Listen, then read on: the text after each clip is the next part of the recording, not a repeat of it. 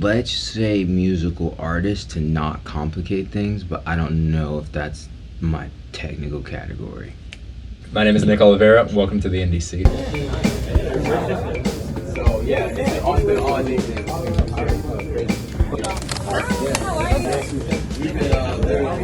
My guest today defies categorization. Musical artist Blood So Pure.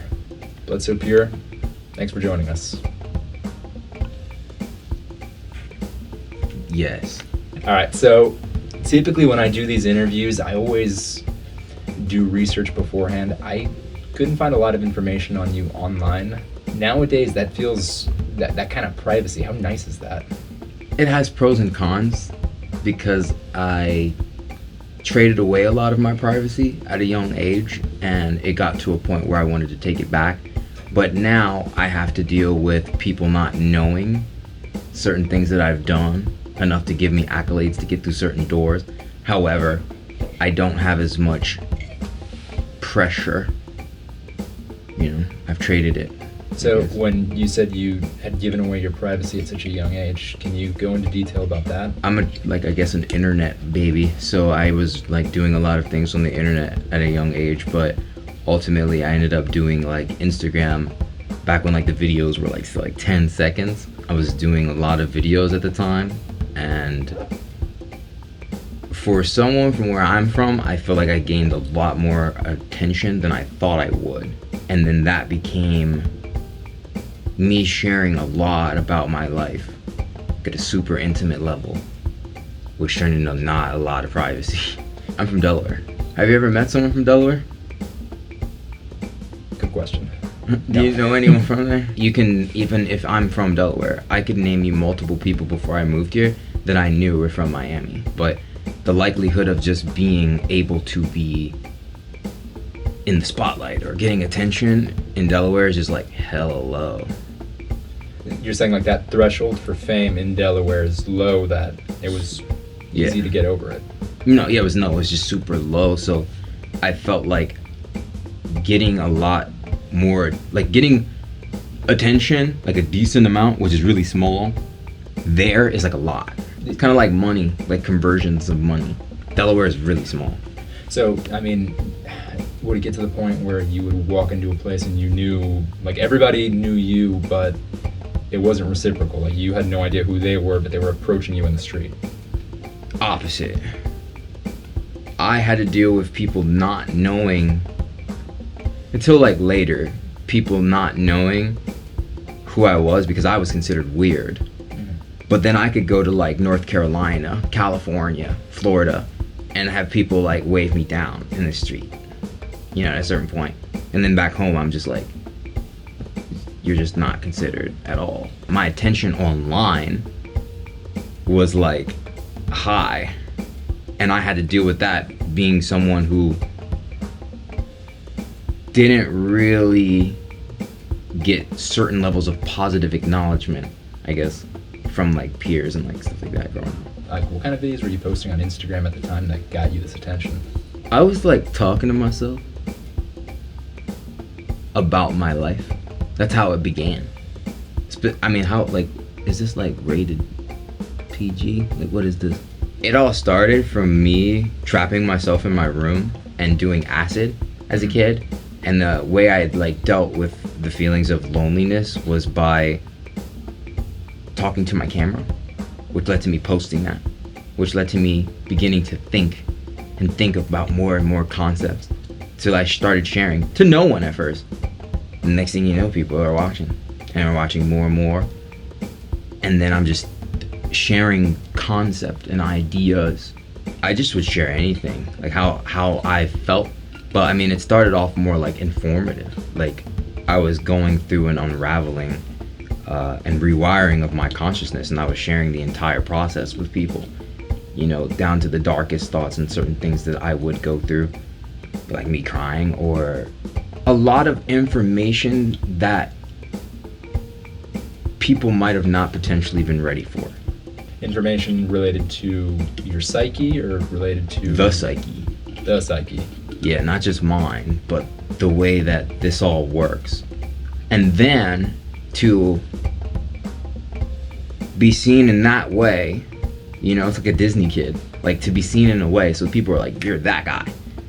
And then if you break out of that guy, you're like, you know what I mean? It's like, what the fuck is that? You're in the situation where you're posting these videos online where you're, you know, talking about the way, I guess, reality works. And people categorized you as somebody who thinks within, I guess, a way that they would call weird or odd.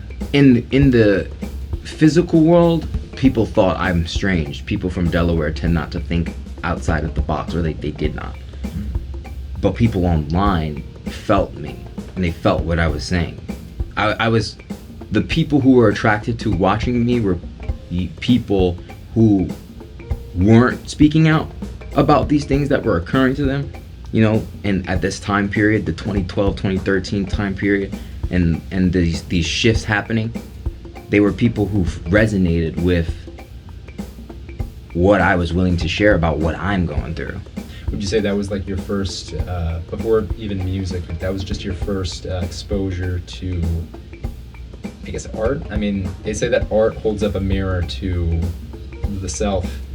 Do you think in revealing yourself in such an honest way that it resonated with people? I would say that was the first time I had ever, the way that I thought was accepted, and I realized how it could catch like wildfire.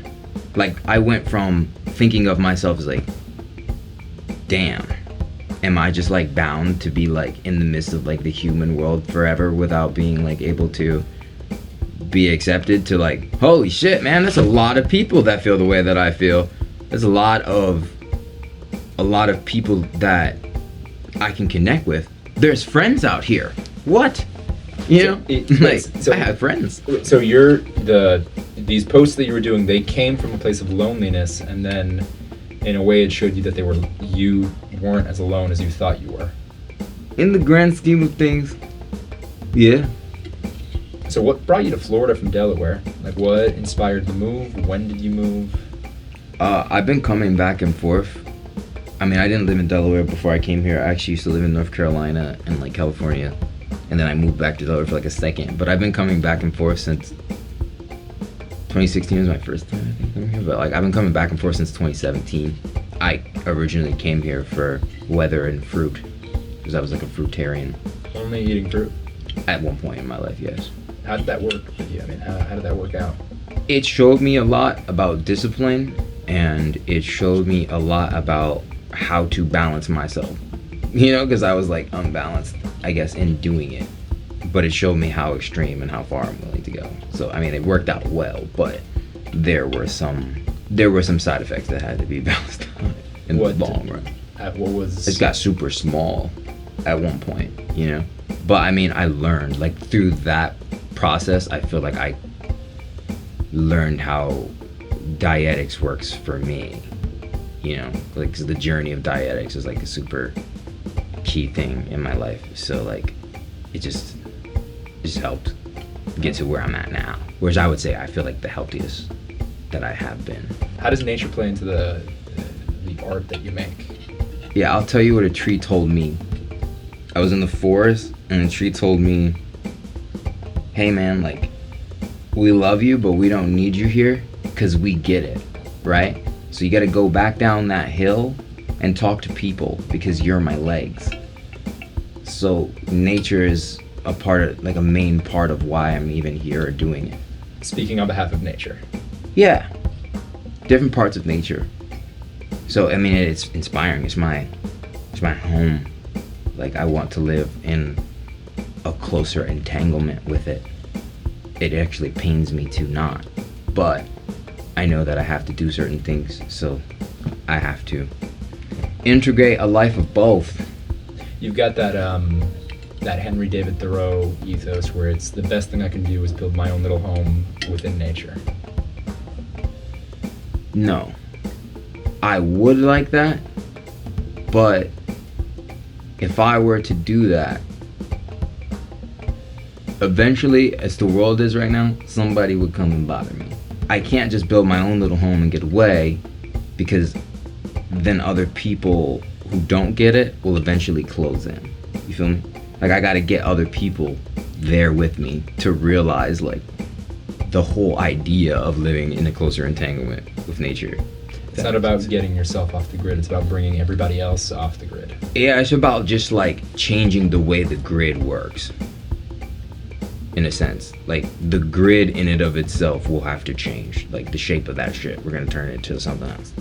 It's not gonna be like a box anymore. It's gonna be like something cooler than a box. Okay, now... As far as, like, thoughts and philosophies go, I feel like a lot of it just came from throwing myself into very intense situations. It's more situational as opposed to just, getting it from somebody else. Yeah, because I mean I feel like that's like one of the traps. It's like one of the major traps of like wokeness. Like a lot of people I don't think are getting certain experiences themselves. Like now that that's like a term, like everyone's like, oh, that's a woke. Now that that's like a term, it has created a shallower meaning. The word in itself has made a shallower meaning for people to think that that's what it is, without ever having personal experiences of like certain things. Like you think it's a very shallow concept where you're only seeing it at face value, but you're not really getting to know it in a richer way. Yeah, I mean, to get to really like commune with it, whatever it is, these depths and frequencies and different things that exist beyond the common realm of sobriety or the monotonous normal world that you pay bills in. The media tends to discuss whether or not entertainers should, I guess, speak about what's going on in the world in terms of social issues. Do you think an artist has to talk about these things, or do you think they're free to just make their art? I think it's situational. Like, I think everybody has their niche. I think it's probably wiser for some people to keep their mouths closed. Probably sometimes it's wiser for me to keep my mouth closed. However, sometimes I don't feel like it. So I just talk about what I'm feeling. But some people don't feel that. Some people are not going for that. Some people are just going to keep you like in the state of love or the state of partying and all that. Some people, that's like their art, specifically in the musical element. However, I think it's just very natural for certain people to reflect on the life and express how they want to change. But not everyone thinks that way. Not everybody's concerned at night about changing the world. So I don't think everyone has to. Whoever wants to will, if that makes sense. And the people who don't feel like it shouldn't feel obligated to. No. I'm Blood So Pure, and you can find me at Blood So Pure on all major uploading platforms and Instagram. My name is Nick Oliveira. You've been watching The Indie Seat, brought to you by Context of a Generation. Thank you, and tune in next time.